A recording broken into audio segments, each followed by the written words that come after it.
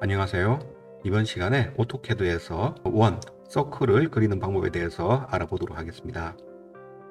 자, 먼저 서클에 대한 명령은 단축키 C를 입력을 하면 되겠죠. C를 입력을 하고요. 그리고 보시게 되면은 원에 대한 중심점 지정이라고 이렇게 나오는 것을 볼 수가 있습니다. 그래서 어떠한 지점에 원의 중심을 지정을 하고요. 그리고 반지름 지정이라고 나오는데 내가 원하는 위치에서 클릭을 하시게 되면 이렇게 원이 생성이 되는 것을 볼 수가 있습니다.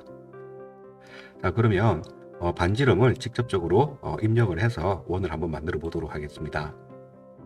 자, 여기에서 자, 서클 명령 입력을 하고요. 자, 지금 원에 대한 중심점 지정이라고 나오죠. 그래서 여기에 중심을 한번 지정을 해보죠. 지정을 하고요. 그리고 반지름을 자 5라고 입력을 해보도록 하겠습니다. 이렇게 반지름이 5인 원이 생성이 되는 것을 볼 수가 있습니다. 자, 여기에서는 지름값을 입력하여 원을 만들어 보도록 하겠습니다. 자, 서클 명령 주고요. 자, 중심을 여기를 이 선의 중심을 지정을 하도록 하죠. 자, 여기에서 지름값을 입력을 하기 위해서 지름에 대한 옵션이 D라고 나와 있으니까 D를 입력을 하고요. 그리고 10 이렇게 지름값을 입력을 하게 되면은 이렇게 지름이 10인 원이 생성이 되는 것을 볼 수가 있습니다. 자, 그리고 또 원에 대해서 알아보도록 하죠. 자, 서클 명령을 주게 되면은 그러면 지금 여기 보시게 되면은 세점이라고 있습니다. 그래서 3포인트죠. 3개의 포인트를 가지고 원을 만들 수가 있는데요. 3P라고 입력을 하고 첫 번째, 두 번째, 세 번째 이런 식으로 세 점을 지정을 해서 원을 생성을 할 수가 있습니다.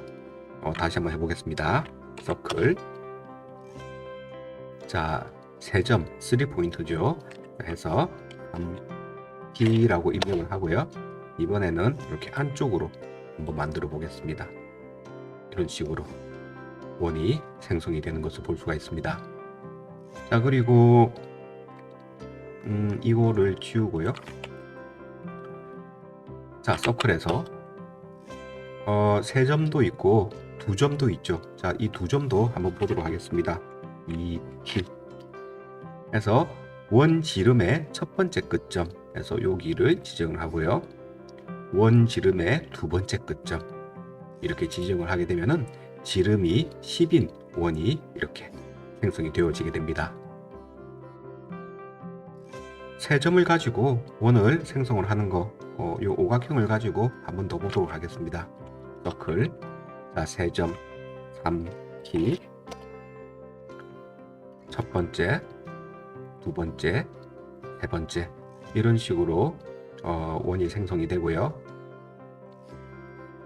서클 3T 그리고 첫 번째, 두 번째, 세 번째 이렇게 원이 생성이 되겠죠.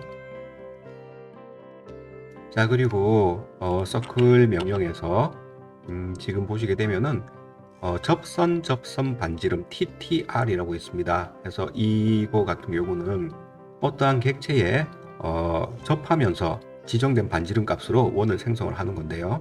자, 한번 해보도록 하죠. 그래서 T라는 옵션을 줘야 되고요.